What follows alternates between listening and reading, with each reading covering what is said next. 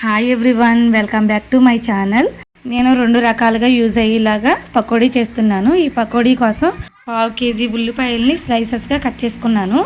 కొంచెం పసుపు, కట్ చేసుకున్న కరివేపాకు, 2 స్పూన్ల సాల్ట్ వేసుకున్నాను. అరుగుదల కోసం నేను వాము తీసుకుంటున్నానండి. ఈ వాముని 2 స్పూన్లు వేసుకుంటున్నాను.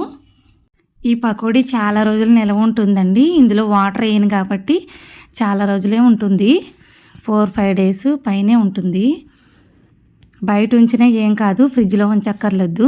ఇందులో 1 స్పూన్ ధనియాల పొడి, 1 స్పూన్ జీలకర్ర పొడి, 2 స్పూన్ల కారం, 2 పచ్చిమిర్చిని చిన్నగా కట్ చేసుకుని వేసుకున్నాను.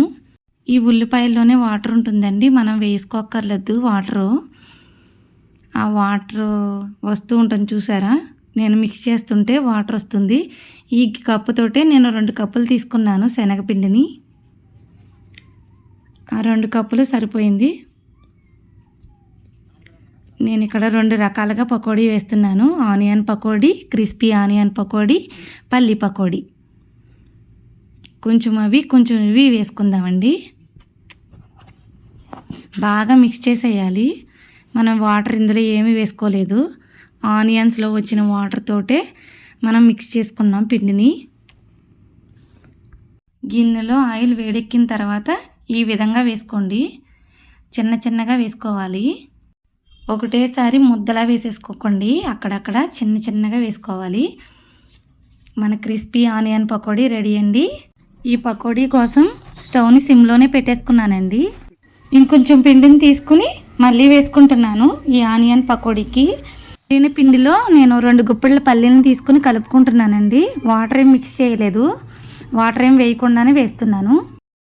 కానీ చాలా టేస్టీగా ఉంటాయండి. మీరు తప్పకుండా ట్రై చేయాలి. ఎక్కువ రోజులు నిల్వ ఉంటాయి. మనం డైలీ చేసుకుని తినాలన్నా కష్టంగా ఉంటుంది. మేమైతే టీ టైంలో తింటున్నామండి.